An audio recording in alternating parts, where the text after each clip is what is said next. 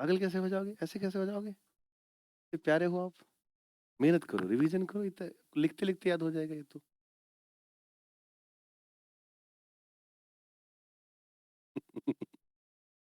खैर, अगला टॉपिक है, उसका नाम है ध्वनि का तारतम्य या पिच अप साउंड। नेक्स्ट लिखिए हेडिंग पिच अप साउंड, ध्वनि का तारतम्य। तो ध्यान रखिएगा कि ध्वनि का तारतम्य आवाज के मोटे और पतले होने के लिए जिम्मेदार है।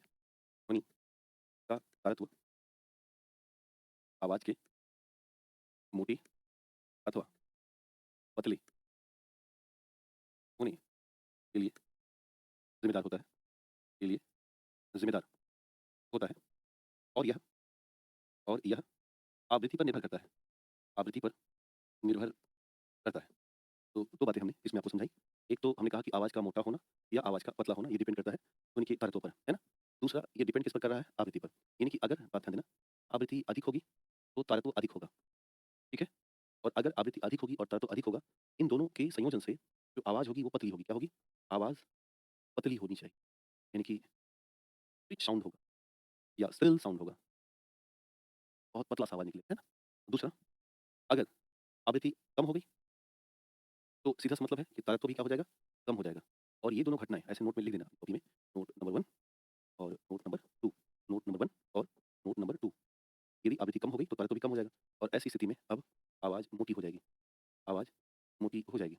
आपने ये दोनों बातें देखी होंगी, जब कभी रमेश बोलते हैं, यानी कि कोई पुरुष बोलता है, रमेश बोलेंगे या कोई पुरुष बोलेगा या कोई शेर बोलेगा, ऐसी स्थिति में ये हालात बने। केस नंबर कौन? Case number 2। बट यदि कभी मान के चलो कोई महिला बोलेगी अथवा संगीता बोल रही हैं अथवा कोई बच्चा बोल रहा है, तो इसका मतलब है कि वो कंडीशन नंबर 1 बनाएगा, अर्थात तारतम्य ज़्यादा होगा। अब इसको हम बायोलॉजिकल दृष्टिकोण से समझते हैं, है ना? ये तो हमने आपको एक सामान्य सी परिभाषा समझा दी, तारतम्य है क्या और किस पर डिपेंड कर रहा है। ऐसे समझना दोस्तों, बायोलॉजिकली ये हमारा वोकल कार्ड है, क्या है?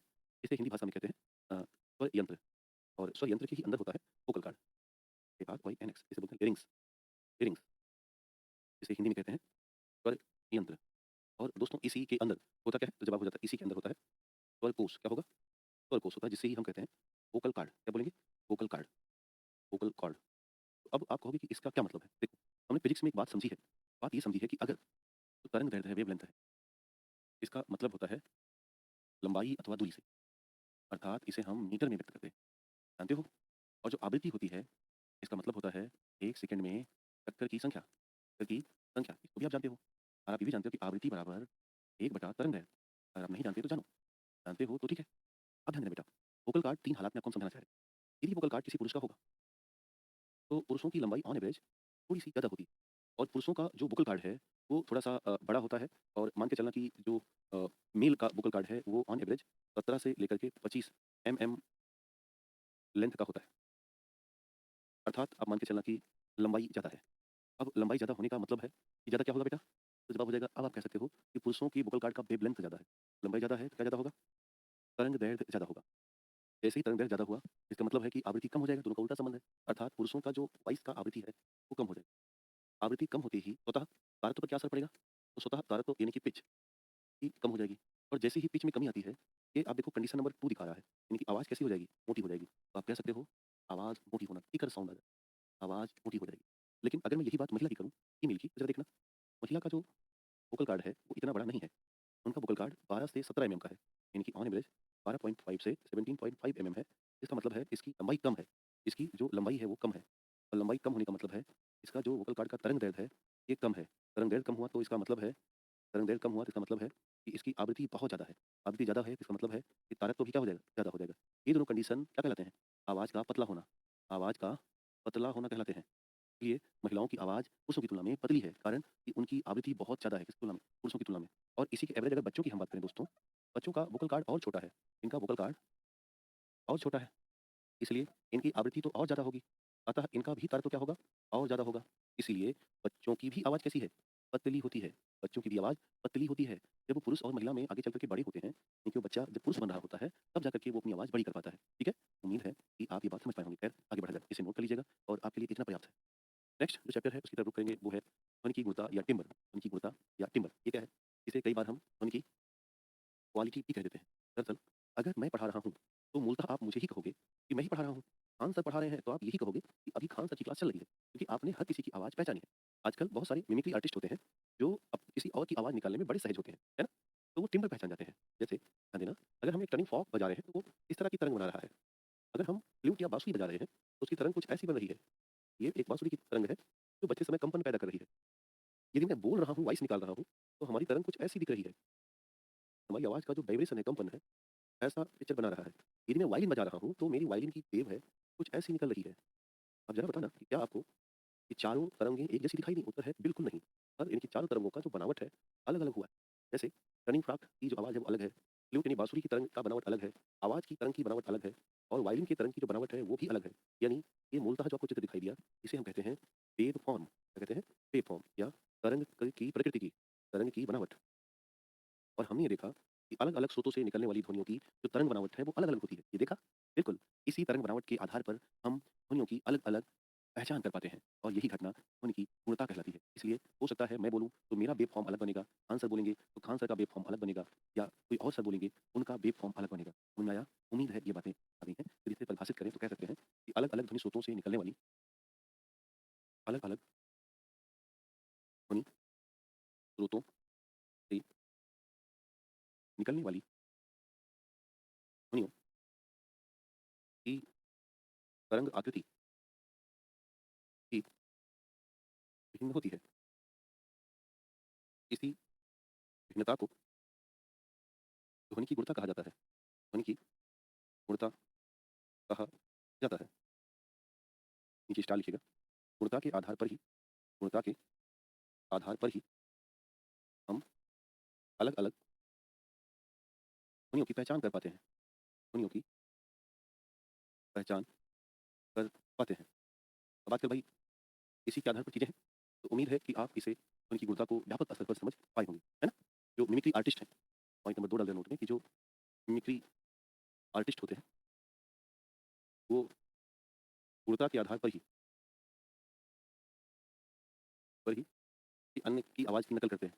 किसी अन्य की आवाज़ की नकल करते हैं। है ना? कोई भी आवाज़ हमारे पूरी की बड़ी फेमस आवाज़ है ना? या अलग-अलग हमारे पास जो जैसे भारत के पूर्व यहाँ के बिहार के पूर्व मुख्यमंत्री लालू प्रसाद यादव जी, उनकी आवाज़ को लेकर के बड़ा ही एक मिमिक्री का पूरा हीरा ही चलता है ना? कि पख मारब तो वही है कि एक मौका देंगे। तो उनका एक अलग कॉन्सेप्ट ही, उनका एक अलग ऑरा ही है। उन्होंने उसे कभी विरोध भी शायद नहीं किया। जितने भी एक आर्टिस्ट हैं, वो लालू प्रसाद यादव जी की आवाज़ निकालते ही निकालते हैं। और मेरे हिसाब से वो उनकी सोचता है, वो उनका अपना एक स्टाइल है बोलने का, है ना? तो सबका अपना-अपना कॉन्सेप्ट है। खैर, तो ये आपने लिखिए, आगे बढ़ा जाए। अगला जो चैप्टर है वो है बीट्स, शोर, स्वर और शोर। ये क्या है ना? इसको समझते हैं कि बीट्स क्या होता है या स्वर कैसे निकलता है, शोर क्या है?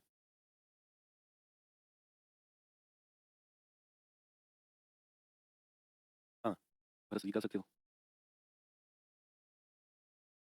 दीपक कुमार यादव बेटा, प्लीज़ निवेदन है पढ़ाई कर ले यार। हुँ? चलिए, एक-एक करके सबको हम समझते हैं। देखो बीट्स की बात करें, तो पहले हमें समझना है कि बीट क्या है? बीट्स वास्तव में एक शब्द है ध्वनि का व्यतिकरण, है ना? Interference of sound. तो लिख देना कि वास्तव में बीट्स वास्तव में ध्वनि का व्यतिकरण है। अर्थात जब अलग-अलग स्रोत से ध्वनि निकलती हैं, तो वे आपस में मिलकर अपनी तीव्रता में परिवर्तन ला देती हैं। तो वे आपस में मिलकर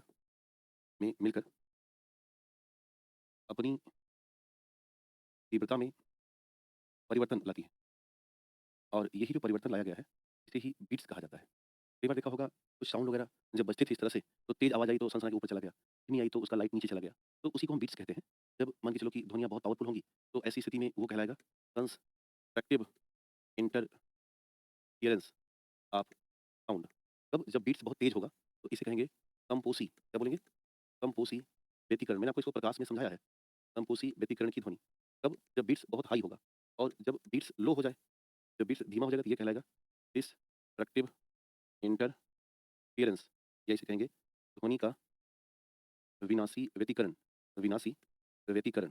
तो इस स्तर पर बीट्स वास्तव में क्या है? व्यतिकरण है। अगर आवाज़ बहुत तेज़ गई, तो वो संपोषी व्यतिकरण होगा। आवाज़ धीमी आ गई, खत्म हो गई, तो विनाशी व्यतिकरण होगा ध्वनि का। जैसा कि आपने प्रकाश में देखा था। उम्मीद है अब आप समझ गए होंगे। ऐसे ही दोस्तों म्यूज़िक में टोन और स्वर आदि भी होते हैं। खैर अगर हम नोट की बात करें तो वह एक तरीके से कई सा रे गा मा पा धा नी का कॉन्सेप्ट है और स्वर नॉइज़ की बात करें तो अनप्लीजेंट साउंड होता है। किसी भी म्यूज़िक में कुछ कुल 8 एलिमेंट होते हैं, बट इनको आपको नहीं पढ़ना, मत पढ़िए, कोई मतलब का नहीं है। आगे बढ़ते हैं। तो अगला जो कॉन्सेप्ट है वो है डॉपलर प्रभाव या डॉपलर का इफ़ेक्ट। थोड़ा-सा समझते हैं और इसके साथ आगे बढ़ते हैं। ध्यान देना, डॉपलर का प्रभाव ध्वनि के साथ-साथ प्रकाश पर भी पढ़ा जाता है, यानी कि दोनों कॉन्सेप्ट में हम ध्यान रखते हैं। तो कह सकते हैं कि जॉन डॉपलर ने ध्वनि स्रोत व श्रोता के मध्य सापेक्षिक गति के आधार पर गति के आधार पर प्रभाव की गणना की प्रभाव की गणना की जिसे ही जिसे ही डॉपलर प्रभाव कहा जाता है जिसे ही डॉपलर प्रभाव कहा जाता है। ओके, जिसे ही डॉपलर प्रभाव कहा जाता है। तो ये ध्यान देना कि एक सामान्य सी परिभाषा है डॉपलर की, यही है कि ध्वनि स्रोत और श्रोता के मध्य जो सापेक्षिक गति हो रही है उसको ध्यान में रखते हुए एक प्रभाव के बारे में बताया गया। इन्होंने दो बातें कही। इन्होंने कहा कि यदि मान लो, यानी कि शर्त नंबर एक, इन्होंने कहा कि सपोज दैट ये कोई व्यक्ति है रमेश, जिनको इन्होंने श्रोता कहा, और ये इधर की तरफ चल रहे हैं और इधर से कार आ रही है जो कि अपने ऊपर एक सायरन लगाई है। ये कार भी इनकी तरफ आ रही है, ये कार है। तो इन्होंने कहा कि जब ध्वनि स्रोत और श्रोता बिल्कुल पास आ रहे हैं, क्या हो रहा है? ध्वनि स्रोत और श्रोता बिल्कुल पास आ रहे हैं। जैसे ये श्रोता है, ये स्रोत है, क्योंकि यहाँ से ध्वनियाँ निकल रही हैं और ऐसी स्थिति में क्या हो रहा है? ये बिल्कुल पास आ रहे हैं। तो जब बिल्कुल पास आ रहे होते हैं, इसका मतलब है कि रमेश को ये आवाज़ बिल्कुल सुनाई कि मुझे तो नान कटाई ही खानी है। तो अब अगर नान कटाई खानी है रमेश को, तो पता चल जाएगा कि कूड़ा वाले आया, कूड़ा वाले कचरा वाली गाड़ी है, कूड़ा बाहर निकल। तो हम ये अंदाज़ा मार लेते हैं ना कि भाई हमारे घर के 3 घर आगे होगा अभी, क्योंकि आवाज़ उतनी ही कम आ रही है। अर्थात जब ये कार रमेश के पास आई, रमेश कार के पास जा रहे हैं, तब अंततः रिज़ल्ट क्या आएगा? ध्वनि की जो तीव्रता है, ध्वनि की जो तीव्रता है, क्या वो कम होगी कि ज़्यादा होगी? आप कहोगे अधिक होगी। आप क्या कहोगे? अधिक होगी। क्या होगी? ध्वनि की तीव्रता अधिक होगी। और एक बात ध्यान देना, ध्वनि की तीव्रता अगर अधिक होगी, तो इसका सीधा असर है कि ध्वनि की जो आवृत्ति है, यानी कि फ्रीक्वेंसी यन है, ये भी स्वतः अधिक होगा, क्योंकि तीव्रता और आवृत्ति का सीधा संबंध है। ये भी क्या हो जाएगा? अधिक हो जाएगा। और अब अगर आवृत्ति अधिक होगी, तो अब आप कहोगे तरंग दैर्ध्य पर क्या असर होगा? तो आपका उत्तर होगा कि तरंग दैर्ध्य यानी कि लैम्ब्डा कम हो जाएगा। क्या हो जाएगा? कम हो जाएगा। कम इसलिए हो जाएगा क्योंकि स्रोत और श्रोता के बीच जो दूरी है, स्रोत और श्रोता के बीच जो डिस्टेंस है या दूरी है, वो कम है। दूरी कम होना ही तरंग दैर्ध्य को कम करने की एक व्यवस्था है। तो यही पहली ही शर्त इन्होंने कहा कि जब ध्वनि स्रोत और श्रोता पास आ रहे होते हैं, तो तरंग दैर्ध्य में कमी आती है और आवृत्ति बढ़ जाती है। तो क्या कहा इन्होंने? कहा जब ध्वनि स्रोत व श्रोता पास आ रहे होते हैं, पास आ रहे होते हैं, तो तरंग दैर्ध्य में कमी होती है, तरंग दैर्ध्य में कमी होती है तथा आवृत्ति बढ़ जाती है, आवृत्ति बढ़ जाती है। अतः ध्वनि तीव्र सुनाई देगी, ध्वनि तीव्र सुनाई देगी। तो ज़रा बताना कि क्या कोई नई बात कहा इन्होंने? ये तो हमारे व्यक्तिगत जीवन का एक सामान्य हिस्सा है कि हम तो भाई रोज़ यही देख रहे हैं कि हे भाई आइसक्रीम वाले भैया रुक जाओ, हमारी अम्मा पैसा लेके आ रही हैं हमारे दरवाजे से, और जब तक हमारी अम्मा पैसा ढूँढेंगी, तब तक आइसक्रीम वाले भैया तीसरे दरवाजे पहुँच चुके होंगे। इधर बच्चा एकदम परेशान चला जा रहा है, अम्मा पैसे जल्दी लाओ, निकल जाएगा नहीं तो। तो उसकी जो आवाज़ है, उसको सुन करके हम एहसास कर लेते हैं कि ध्वनि स्रोत पास है कि ध्वनि स्रोत दूर है। अब इसका अगर हम वाइस वर्सा करें, कसरत नंबर 2, इस बार ध्वनि स्रोत बहुत दूर है और रमेश भी बहुत दूर है, यानी कि दूरी हम क्या करें? बढ़ा दें, है ना? दूरी हम क्या करें? बढ़ा दें। तो इसका उल्टा हो जाएगा, यानी वेवलेंथ क्या हो जाएगी? वेवलेंथ बढ़ेगी और फ्रीक्वेंसी घट जाएगी। फ्रीक्वेंसी घट जाएगी तो क्या होगा? ऐसी स्थिति में बहुत सिंपल सा कॉन्सेप्ट है कि अब ये जो इंटेंसिटी है, ध्वनि की तीव्रता है, वो बहुत कम सुनाई देगी, है ना? तो खैर पॉइंट की तरफ बढ़ते हैं। हाँ, बचपन की यादें हैं, ऐसी होती हैं। तो शर्त नंबर 2 है, इस बार रमेश यहाँ पर है, यानी कि ये श्रोता है और कार हम बहुत दूर कर दे रहे हैं, कार यहाँ कहीं है। तो अब देखो, दूरी अधिक हो गई, अतः तरंग दैर्ध्य क्या हो गया? अधिक हो गया। आवृत्ति में क्या हुई? कमी आ गई, अतः तीव्रता में कमी आ गई।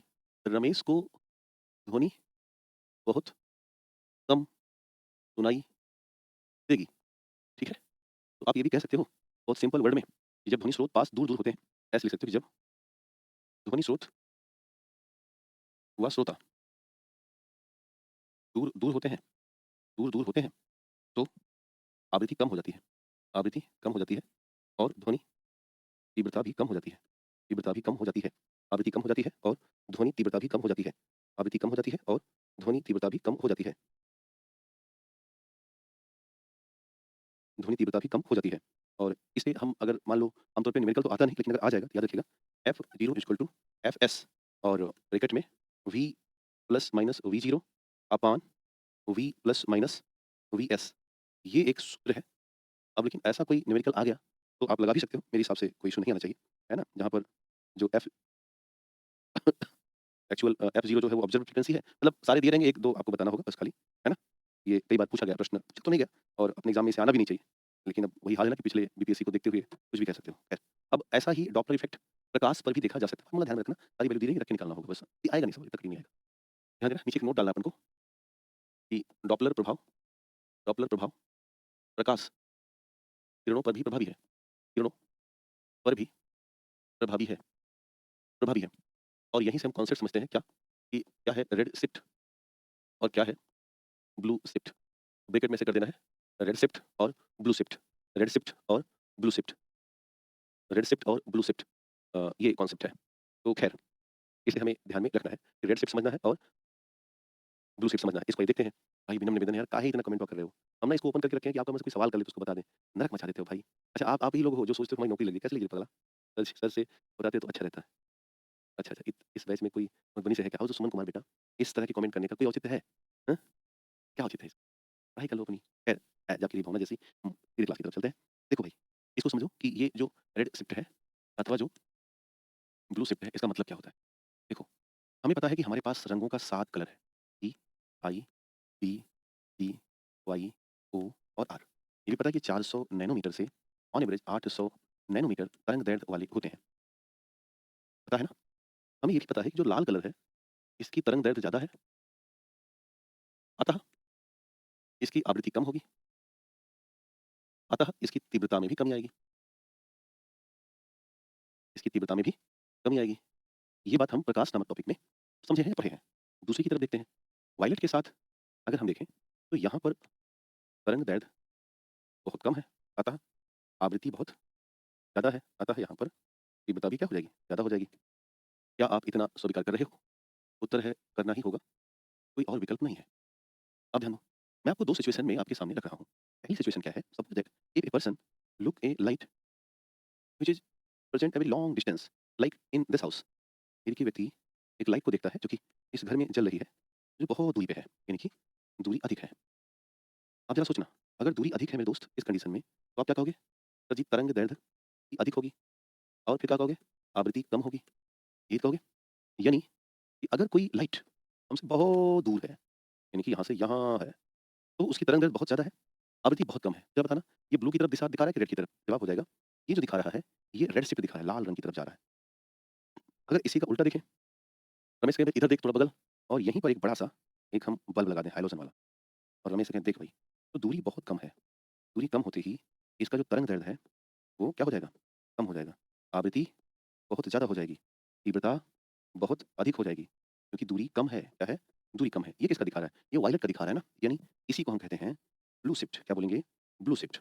अतः you can say that when a light is situated or located too far distance, then we obtain red shift, and a light is located or situated nearest to observer, then we obtain a blue shift. यानी कह सकते हो कि जब प्रकाश बहुत दूर जा रहा होता है, जब प्रकाश स्रोत बहुत दूर जा रहा होता है, तो क्या कहोगे? Red shift. जैसे तारे हमसे दूर जा रहे हैं, तारे दूर जा रहे हैं, अर्थात जो ब्रह्मांड है, इसका प्रसार हो रहा है, ऐसा कहते हैं। इसका मतलब है कि कौन सी शिफ्ट मिल रही है? Red shift, clear? दूसरा, जब प्रकाश स्रोत पास आ रहा होता है, प्रकाश स्रोत अगर पास आ रहा है, तो कौन सी शिफ्ट रहेगी?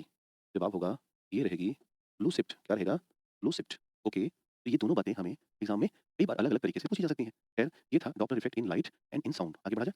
इसे नोट कर लीजिएगा। अगला जो चैप्टर है, वो है ध्वनि का परावर्तन।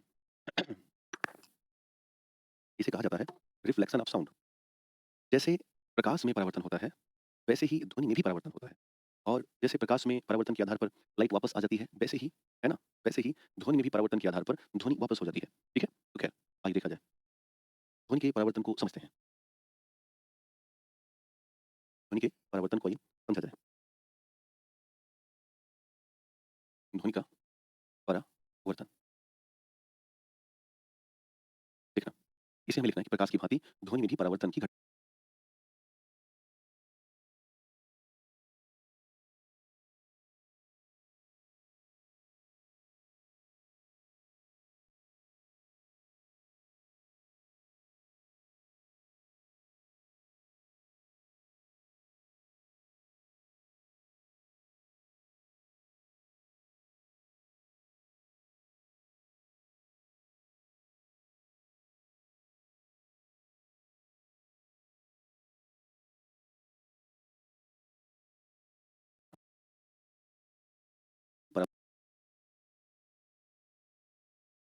परावर्तन लिखना।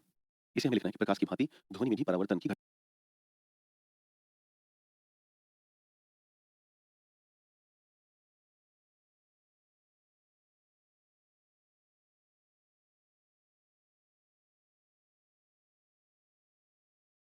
इसे हमें लिखना है कि प्रकाश की भांति ध्वनि में भी परावर्तन की घटना होती है। प्रकाश की भांति ध्वनि में भी परावर्तन की घटना होती है। ठीक? जब ध्वनि किसी परावर्तक सतह से टकराकर वापस आती है, वापस होती है, तो इसे प्रतिध्वनि अथवा इको कहते हैं। प्रतिध्वनि अथवा इको कहा जाता है। और यही घटना परावर्तन कहलाती है। परावर्तन कहलाती है। ओके? आपने कई बार देखा होगा कि कुआँ-वुआँ में बोला हलो, हलो, हलो, तो कुआँ से एक आवाज़ आती है हलो, हलो, हलो, कौन बोल लगता है कि कुआँ के अंदर कोई बैठा हुआ है। वास्तव में ध्यान देना, अगर ये कोई परावर्तक सतह है, मान लेते हैं यह कोई एक परावर्तक सतह है या रिफ्लेक्टेड लेयर है और यहाँ से कोई व्यक्ति साउंड निकाल रहा है। तो साउंड यहाँ से यहाँ गई और यहाँ से यहाँ लौटी, ठीक है? तो इन दोनों के बीच में लगभग 16.5 या 17 मीटर की दूरी होनी चाहिए। इसके लिए तो स्पष्ट ध्वनि परावर्तन या एक शानदार इको के लिए। ऐसा क्यों? दरअसल ये जो हमारा ब्रेन है ना, हमारे मस्तिष्क में कोई भी ध्वनि कोई भी ध्वनि 0.81 सेकंड ठहरती है ना? और फिर हम एक नई ध्वनि सुनने के लिए रेडी हो जाते हैं। इसे कहते हैं रेसिस्टेंस ऑफ हियरिंग, यानी कि आवर ब्रेन स्टार्ट या ready to next sound adjacent 0.1 second after 0.1 second. We know that the speed of sound in air is 334 metre per second. जैसे हम जानते हैं कि जो ध्वनि की चाल है वो कितनी है? 334 मीटर प्रति सेकंड। दूसरा हम समय निकालें कि हमारे ब्रेन में कितने समय रुकती है ये? 0.1 सेकंड। अब अगर हमें दूरी निकालना है तो गुणा कर लेंगे ना, 334 गुणे 0.1 कितना हो जाएगा? लगभग मोटा-मोटा अगर हम एक पॉइंट रखें तो इसको 34 मान के चलो। 34 चूँकि दूरी आ गया तो इसको बटे 2 कर देंगे क्योंकि आना-जाना दोनों होता है ना, तो लगभग 17 मीटर का कॉन्सेप्ट निकल कर के आता है। तो एक वेस्ट इको हासिल करने के लिए, प्रतिध्वनि हासिल करने के लिए हम इतना डिस्टेंस अगर बना के रखें तो हमारे लिए बहुत ही बेस्ट होगा एक शानदार इको हासिल करने के लिए। ध्यान देना दोस्तों कि ध्वनियों का पुनः परावर्तन होता है, अर्थात नोट ये डाला जा सकता है कि ध्वनि का परावर्तन कई बार हो सकता है। ध्वनि का परावर्तन कई बार हो सकता है। इसे कहा जाता है बहुल परावर्तन। क्या कहेंगे?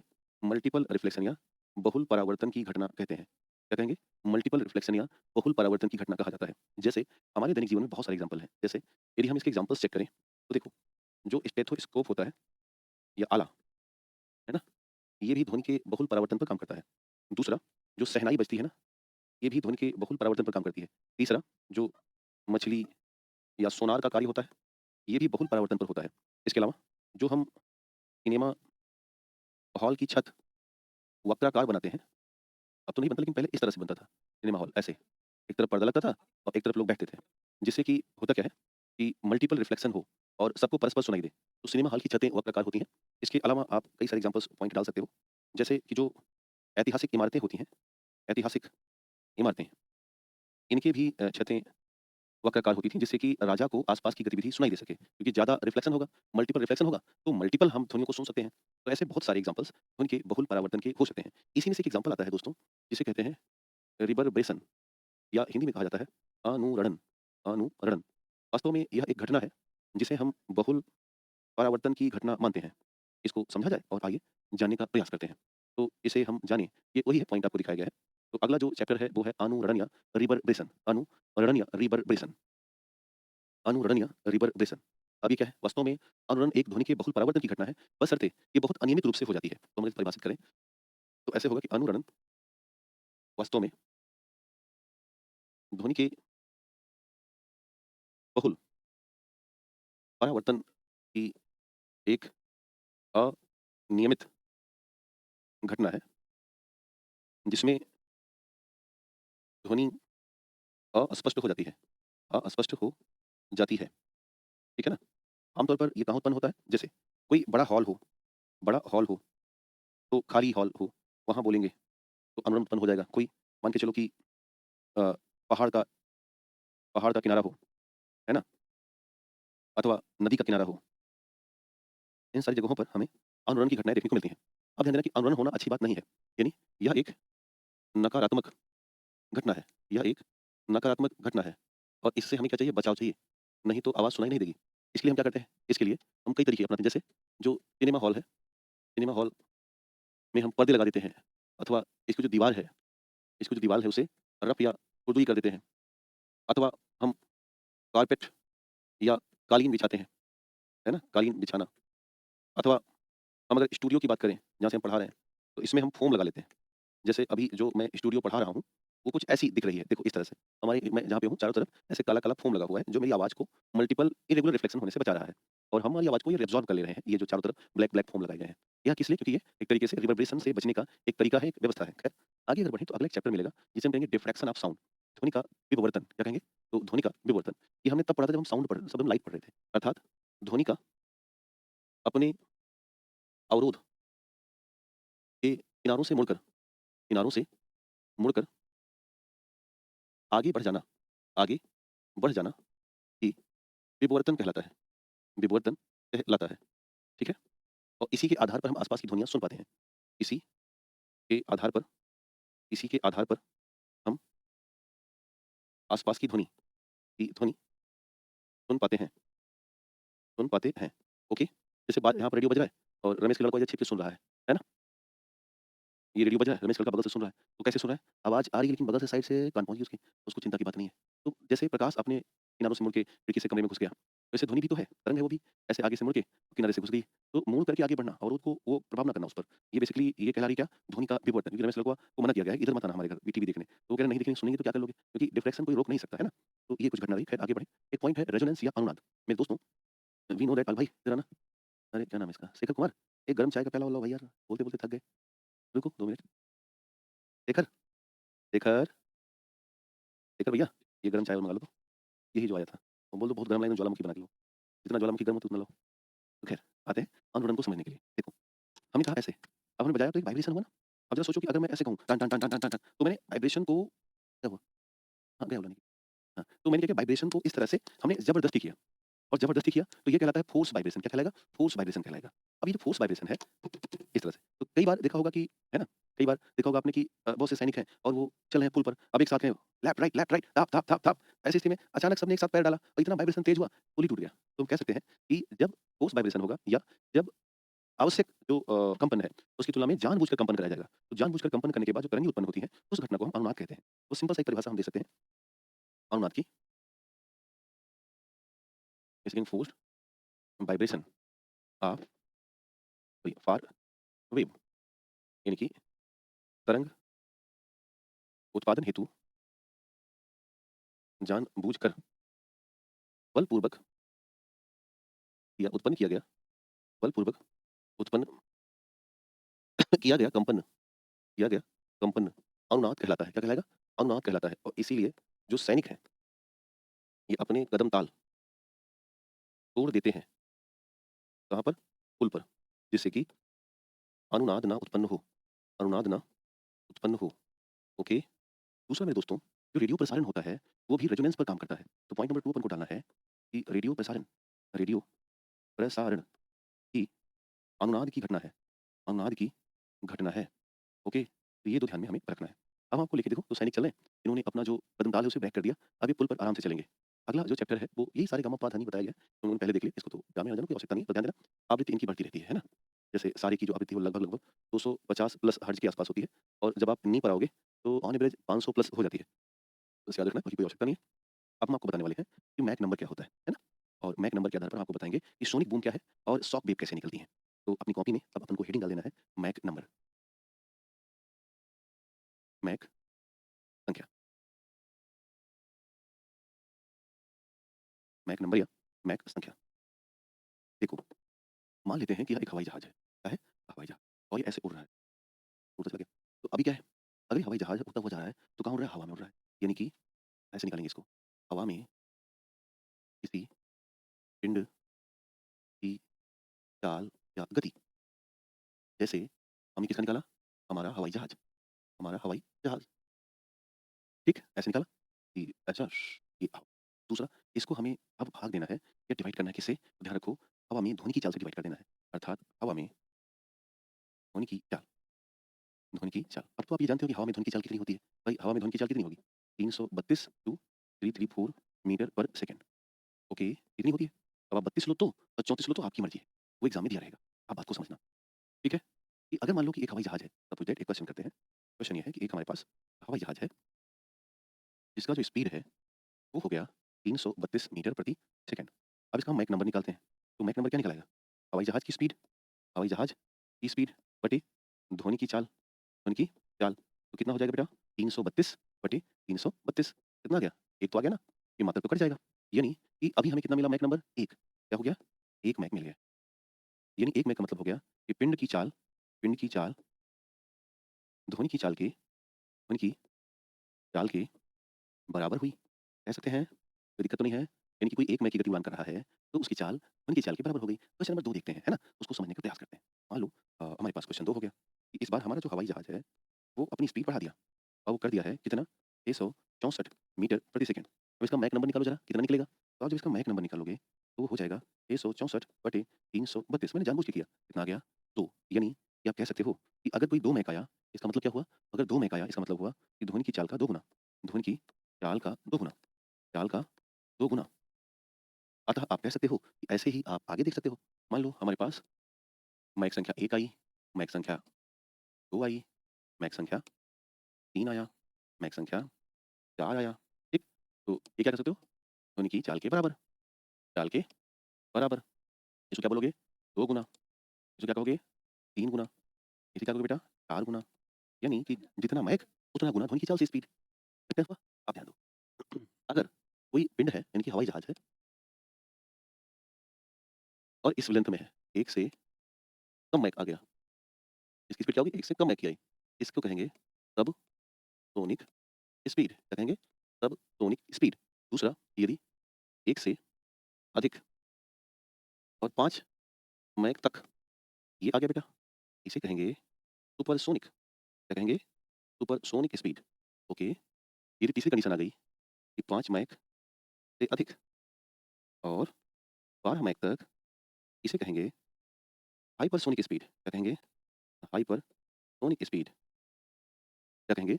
Hypersonic speed. उम्मीद है अब समझ में आ गया होगा। खैर, सर जी नोट्स दीजिए प्लीज़। नहीं दे पाएँगे भाई। जो पढ़ा रहे हैं हमें पढ़ाने के लिए कहा गया है ना। पढ़ा तो नहीं रहे पगला, लिखता नहीं, नाटक करता है बस। ठीक है, यहाँ तक कोई दिक्कत तो नहीं? अब ध्यान दो।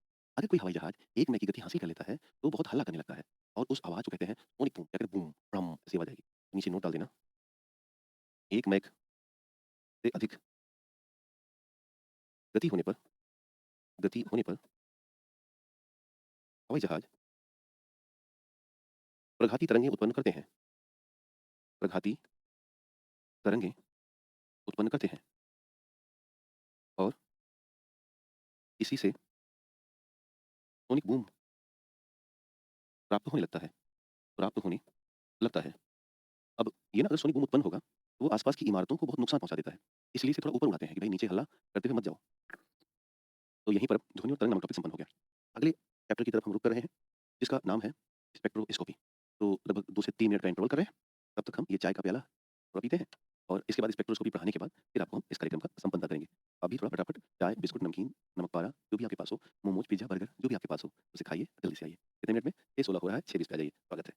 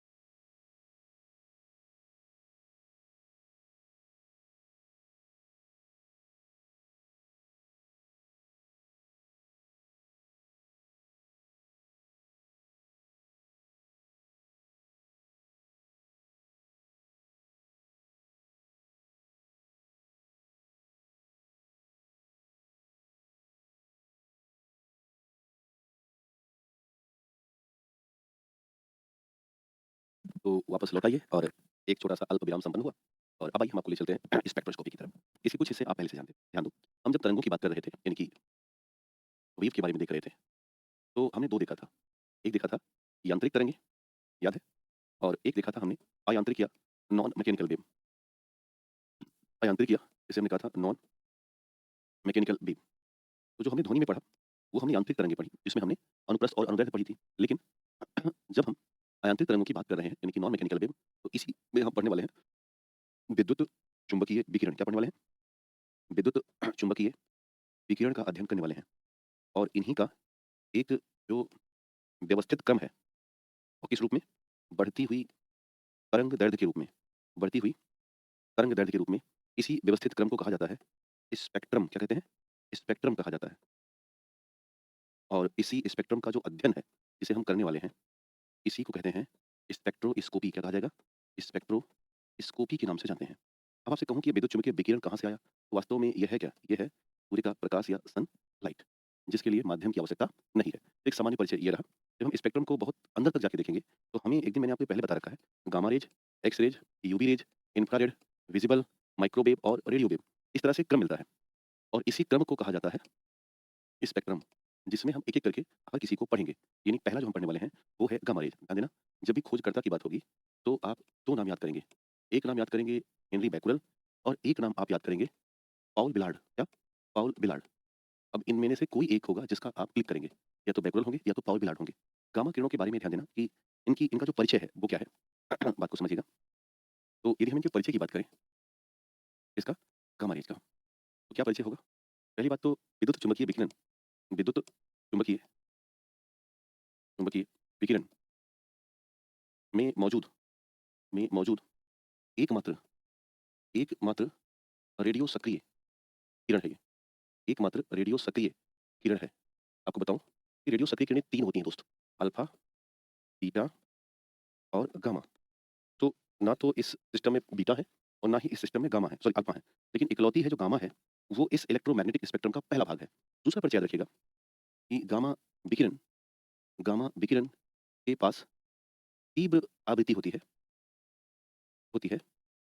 और यह आयनित होती हैं और यह आयनित होती हैं और यह आयनित होती हैं। अतः इनकी विभेदन क्षमता सर्वाधिक है। इनकी पेनिट्रेटिंग पावर या विभेदन क्षमता व ऊर्जा सबसे ज़्यादा होती है, सबसे ज़्यादा होती है। तो ये 2 परिचय आपको ध्यान में रखना है। एक बात और समझनी है कि गामा किरणों का इस्तेमाल मानवीय कार्यों में नहीं किया जाता, क्योंकि ये इतनी हानिकारक हैं कि ये हमारी कोशिका को बहुत बुरे स्तर पर नष्ट कर सकती हैं। पहले हुआ करता था कैंसर आदि के लिए, बट आजकल कोशिश है कि ना किया जाए। जब एग्ज़ाम में आए तो इसका अनुप्रयोग हमें याद रखना है। क्या? कि गामा किरणों का इस्तेमाल हम कहाँ-कहाँ करते हैं। क्या-क्या कर रहे हैं? पहला, कि कैंसर कोशिकाओं को मारने के लिए, कैंसर कोशिका को मारना। दूसरा काम है इसका, वो है मस्तिष्क का पिक्चर बनाना। मस्तिष्क का मस्तिष्क का पिक्चर बनाना। तीसरा जो काम है वो है तीसरा काम लिखिएगा। तीसरा काम है कि जो इंडस्ट्री है, कि मशीनों की पड़ताल, कि कौन-सी खराब है, कौन-सी नहीं है, उन मशीनों की पड़ताल करने में इनकी भूमिका है। चौथा ध्यान देना दोस्तों, मैं जो बोल रहा हूँ उसको भी लिख लिया करो, क्योंकि सारा मैं लिख तो पाऊँगा नहीं भई, हाथ दर्द करेगा और एक हमारी लिमिटेशंस है। तो गामा किरणों का और जो इस्तेमाल है वो ये है कि आजकल जब हम किसी सेल को बहुत खत्म करना चाहते हैं, तो गामा गन का इस्तेमाल करते हैं, है ना? एक बड़ा अच्छा-सा कॉन्सेप्ट है और वो है गामा गन। और गामा गन के द्वारा हम सेल को या सेल की जो एक्टिविटी है, इसे समाप्त करने का प्रयास करते हैं। तो जब कभी मान के चलो कोल्ड स्टोर में आलू रखा है, स्टोर में आलू रखा है, अथवा अनाज का भंडारण है, अनाज का भंडारण है, अथवा मान के चलो कि सूक्ष्मजीव पनप रहे हैं, सूक्ष्मजीव पनप रहे हैं, तो इन सबको समाप्त करने के लिए इन पर गामा गन डाल दिया जाता है। जैसे अगर आलू पर मान लो कि ये आलू है ना? अगर आलू पर हमने गामा डाल दी, गामा रेज़ डाल दी, तो इस आलू में अब कभी भी नया अंकुर नहीं आएगा, अंकुर नया अंकुर नहीं आएगा और ये आलू अब जल्दी से खराब भी नहीं होगी, खराब भी नहीं होगी। सोचो कि कितनी पावरफुल रेज़ है ये, कि अगर आलू को लंबे समय तक रखना है, खा सकते हैं, खाने में दिक्कत नहीं है। लेकिन अब आलू मार्केट में लाओ, आराम से उसको अगले साल तक बेचो, कोई दिक्कत की बात नहीं है। तो गामा गन है तो हानिकारक, बट इन क्षेत्रों में इस्तेमाल की जा रही हैं। खैर आगे बढ़ते हैं। अगला गामा के बाद दूसरा आता है एक्स-रेज़, यानी कि इसे हम हिंदी में छाया किरणें कहते हैं। क्या नाम है इसका? एक्स-रे। एक वैज्ञानिक हैं विलियम वेंटज़न, इन्होंने एक्स-रे किरणों की खोज की थी, विलियम वेंटज़न ने। और एक्स-रे भी एक प्रकार की आयनिक किरण है, अर्थात ये हमारी कोशिका को नुकसान पहुँचाती हैं, है ना? नुकसान पहुँचाती हैं। इनका इस्तेमाल कहाँ करते हैं? एक तो चिकित्सीय कार्यों में करते हैं, ध्यान देना बेटा। पूरे शरीर का एक्स-रे पॉसिबल है, दाँत का, फेफड़े का, है ना? हड्डी का, कान का, हर जगह का एक्स-रे किया जा सकता है। दूसरा, परीक्षण के लिए किसी एक्स-रे पर आधारित होकर के सीटी स्कैन मशीन चलती है, किसी एक्स-रे पर आधारित होकर के मैमोग्राफी कराई जाती है ना? किसी एक्स-रे पे आधारित होकर के एंजियोग्राफी होती है। यानी कि बहुत से ऐसे तरीके हैं जिसमें एक्स-रेज़ का इस्तेमाल किया जाता है। इसके अलावा एक्स-रेज़ के द्वारा किसी क्रिस्टल की जाँच करनी हो, उसकी आंतरिक संरचना का पता लगाना हो, तो वहाँ कर लेते हैं। आपने देखा रेलवे या एयरपोर्ट पर जो सुरक्षा वाली मशीनें लगी होती हैं, जिसमें पता करते हैं क्या आप ले जा रहे हो। वास्तव में वहाँ भी एक तरीके से आप मान के चलना एक्स-रेज़ का ही इस्तेमाल किया जा रहा है। खैर, अगला है पराबैंगनी विकिरण। खोजकर्ता के नाम याद रखिएगा। इसके बारे में बताया किसने? नाम है जॉन विलियम रिटर। क्या नाम है इनका? John William Ritter. अब ध्यान दो कि पराबैंगनी विकिरण के बारे में थोड़ा-सा समझ को हमें और अधिक मजबूत करना है। जैसे मान के चलो, अगर मान लो ये सनलाइट है, सूर्य का प्रकाश है, तो यहाँ से जब यूवी रे चलती हैं, तो ये वास्तव में 3 तरह की होती हैं दोस्तों। अगर इनको हम डिवाइड करें तो कुछ ऐसे, एक होती हैं यूवीसी, एक होती हैं यूवीबी और एक होती हैं यूवीए। यानी कि 3 तरह की पराबैंगनी किरणें हमारे पास हैं। तीनों पराबैंगनी किरणों का अपना एक रेंज है। जैसे 100 से 280 यूवीसी का जो वेवलेंथ है वो कितना है? 100 नैनोमीटर से 280 नैनोमीटर है। दूसरा यूवीबी का जो वेवलेंथ है वो है 280 से 315 नैनोमीटर और यूवीए का जो वेवलेंथ है वो है 315 से 400 नैनोमीटर। और आपको पता होगा 400 से जैसे प्लस जाते हो, प्लस जैसे जाओगे क्या आ जाएगा? दृश्य प्रकाश आ जाता है। याद है? दृश्य प्रकाश यानी कि वीआईबी, टीवाईओआर स्टार्ट हो जाता है। तो बैंगनी से पहले की जो है उसे क्या कहेंगे? पराबैंगनी। क्या कहेंगे? पराबैंगनी। अब देखो दोस्त, यहाँ पर तरंग दैर्ध्य सबसे कम है। यहाँ पर तरंग दैर्ध्य सबसे कम है। अतः यहाँ पर आवृत्ति सबसे ज़्यादा है। इसीलिए ये जो यूवीसी हैं, ये अधिक हानिकारक हैं। अधिक हानिकारक हैं। यूवीबी जो हैं, ये मध्यम कैटेगरी में आती हैं। यानी कि मध्यम हानिकारक हैं। लेकिन आप इधर देखना अर्थात यूवीए, तो इनकी आवृत्ति सबसे कम है, सबसे कम है। अतः ये सबसे कम हानिकारक हैं, सबसे कम हानिकारक होती हैं। क्लियर? तो उम्मीद है मामले को आप समझ गए। यूवीसी है ना, ये इकलौती ऐसी हैं जो आयनित विकिरण में शामिल की जाती हैं। इसमें आयनित विकिरण में शामिल की जाती हैं। कौन-सी? यूवीसी। यूवीसी मान लो इन तीनों तरंगों को रोकने के लिए स्ट्रेटोस्फीयर के आसपास एक लेयर लगी हुई है ऐसे। वास्तव में ये जो लेयर है, ये लेयर एक ऐसी है जिसको आप ओज़ोन की परत मानें। क्या मानें? ये है O3 की परत। मेरे प्यारे दोस्तों, जो ओज़ोन होती है, उसे इसलिए परत बनाई गई है कि सारी यूवी अगर धरती पे आ गईं, तो हम कैंसर से पीड़ित हो जाएँगे या हमारी बॉडी में टैनिंग आ जाएगी। हैं? तो अब ध्यान दो कि चूँकि यूवीसी बहुत खतरनाक है, इसलिए इनको ओज़ोन पूरी तरह से रोक लेती है। यानी कि 100% ओज़ोन को रोक लेती है। कि इनका आना अच्छी बात नहीं है। यूवीबी का मध्यम मामला है, इसलिए इनके कुछ हिस्से धरती पर आते हैं, कुछ भाग आता है और यही यूवीबी विटामिन डी के निर्माण में भूमिका निभाता है। विटामिन डी के निर्माण में भूमिका निभाता है।